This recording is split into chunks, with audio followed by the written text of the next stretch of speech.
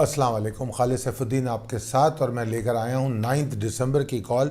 सबसे पहले आज के सेशन पे बात करेंगे और आज का सेशन जो है मेरे हिसाब से आज का सेशन बड़ा मायूस कुन था और आगाज़ के साथ ही बुल्स जो हैं 41,875 के ऊपर रुक नहीं सके। नतीजतन मार्केट में वॉल्यूम का डिक्लाइन देखा गया। वैसे तो वॉल्यूम कम ही चल रहे हैं, मगर जो परसों वॉल्यूम थे उस तरह के वॉल्यूम आज देखने को मिले। कल वॉल्यूम थोड़े से बड़े थे और मैं ये उम्मीद कर रहा था कि कल जिस तरह की मार्केट थी, अगर वैसी ही मार्केट कम वॉल्यूम के साथ भी थोड़ी बहुत इजाफे के साथ मार्केट खड़ी रहती है तो स्लोली एंड ग्रेजुअली हम जो है वॉल्यूम और इंडेक्स में ताकत आती हुई देख सकेंगे। मगर ऐसा हुआ नहीं। मार्केट आगाज़ के साथ 875 के नीचे जब ट्रेड कर रही थी तो वो एग्जॉर्शन के सिग्नल थे और फिर मार्केट गिरती चली गई और फिर हमने 41,599 का लो बनाया जो कि 41,600 वाले लेवल के बिल्कुल ख़रीब था और उसके बाद मार्केट कम बेश वहीं बंद हो गई 41,651 पे। 167 पॉइंट के नुकसान के साथ आज मार्केट बंद हुई है। वॉल्यूम हमारे कल के मुकाबले में तो गिरे हैं, मगर कल के मुकाबले में हमारे अच्छे खासे वॉल्यूम गिरे, मगर परसों के मुकाबले में तकरीबन वॉल्यूम बराबर हैं। तो बहुत हम जो रिकॉर्ड लो वॉल्यूम्स पे ट्रेड कर रहे हैं। और अगर हम देखें आज के स्टॉक्स जो टोटल ओवरऑल ऑल इंडेक्स में जो शेयर ट्रेड हो रहे थे उसमें ज़्यादातर जो है लो वैल्यू शेयर जो थे 5 रुपये 8 रुपये वाले शेयर थे 10 रुपये, वही सारे ट्रेड हो रहे थे। और आपको पता है कि जब इस तरह के शेयर ट्रेड होते हैं तो इसका क्या मतलब होता है मुझे बताने की ज़रूरत नहीं है।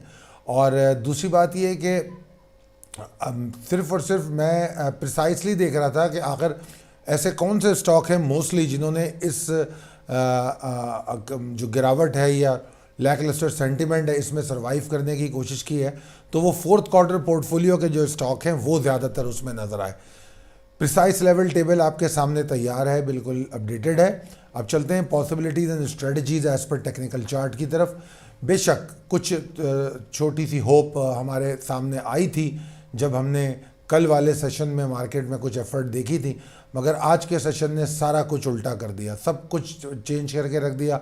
लैकलस्टर हो गई मार्केट, दोबारा वॉल्यूम लोएस्ट पोजीशन पे आ गए, तो ओवरऑल सिचुएशन बहुत ख़राब हो गई। और इसकी वजह जो सियासी जो टसल चल रही है, टर्मोइल है between the forces opposition and government, उसको लेके इन्वेस्टर बहुत परेशान है। उसको ये समझ नहीं आ रहा कि आखिर होने क्या वाला है। क्या पंजाब असम्बली बरकरार रहेगी या तहलील होगी?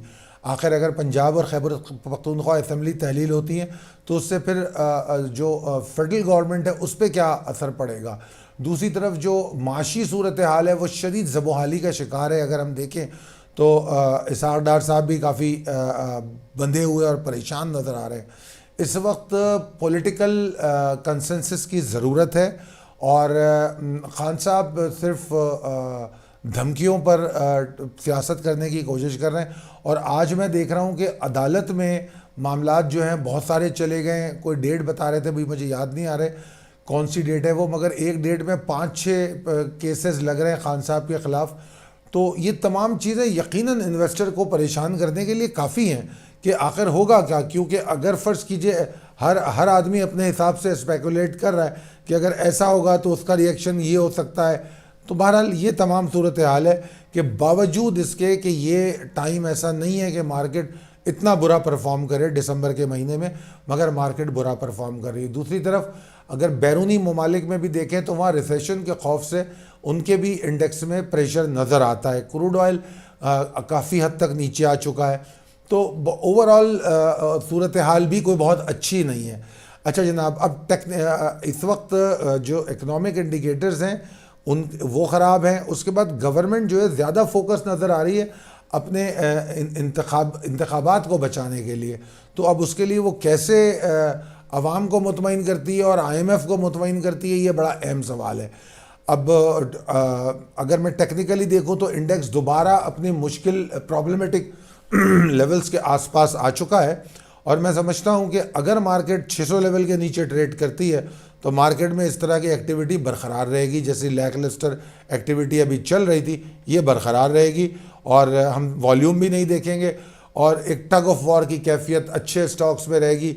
और ये पेनी स्टॉक्स जो हैं ये मूव कर रहे हैं, तो इससे कोई इतना मार्केट के ना इंडेक्स पे ना इन्वेस्टर के पोर्टफोलियो पे फ़र्क पड़ता है।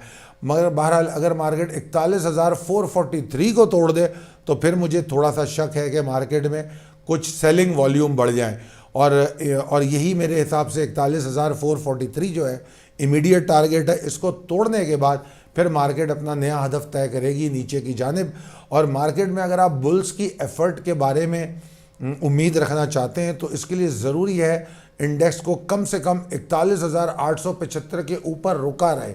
सिर्फ उसको टेस्ट ना करे, रुका रहे। टेस्ट तो उसने आज भी किया है मगर बिल्कुल भी रुक नहीं सका। तो अगर 41,875 के ऊपर नए वॉल्यूम बनाता है तो फिर हम उम्मीद करेंगे कि हाँ मार्केट में कुछ एफर्ट हो सकती है। और वो एफर्ट किसी तेज़ी की निशानदेही नहीं करेगी।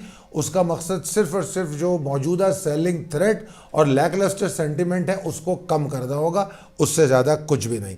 अच्छा जनाब, इसके आगे चलूँ तो मैं आपको ये कहूँगा कि ज़रा जहन में रख लीजिए, मैंने बता भी दिया है कि फोर्थ क्वार्टर पोर्टफोलियो सिर्फ वाहिद सेक्टर्स हैं, वो सेक्टर जो फोर्थ क्वार्टर पोर्टफोलियो में वो मुझे सिक्योर नज़र आ रहे हैं।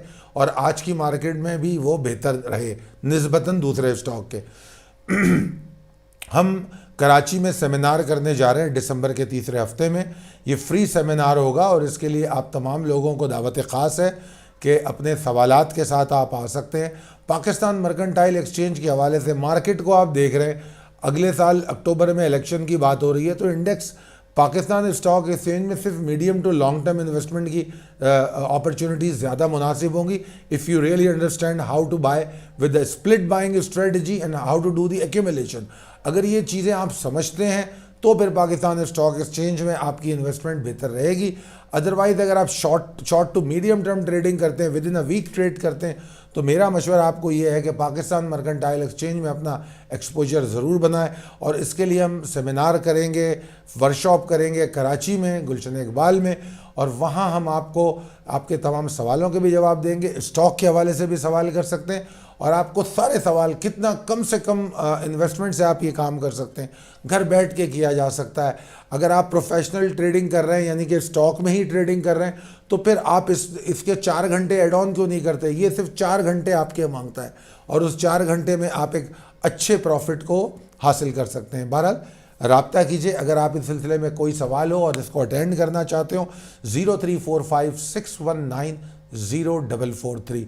बहुत शुक्रिया इस वीडियो को देखने का। अल्लाह हाफ़िज़।